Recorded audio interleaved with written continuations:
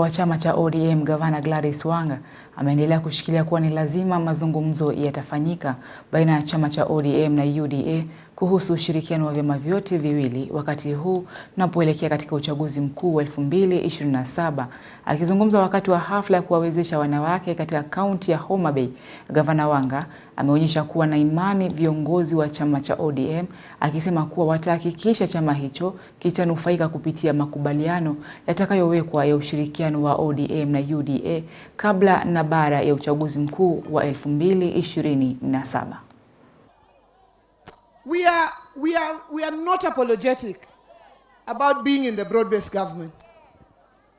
And we have seen results of being in the broad-based government.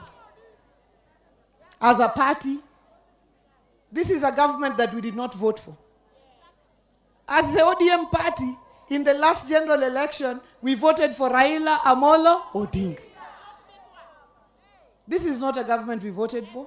But despite not having voted for it, when we sat on the table, we as ODM got 6 ministers out of this government, and in critical dockets, such as National Treasury,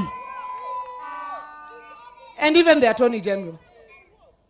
Therefore, as we move forward as a party, what we are saying is we are in the broad-based government. As we move forward as a party, I want our party members to know that you have very shrewd and tactical people on the table who will not move forward without getting for ODM what it deserves for support moving forward in 2027. This is the team, Dr. Buru, team leader. Yeah, Dr. Buru being our team leader. This is the team that negotiated within a government that we didn't vote for, negotiated 6 ministers. Moving forward into 2027, we will have to sit on the table and negotiate for what ODM is going to get as the largest party south of Sahara and north of River Limpopo. Because politics is about interests. Politics is about interests. So tukienda pale mbele, hii mwaka ambayo tunamaliza, tunaelekea na hii broad-based mpaka 2026 mpaka 2027.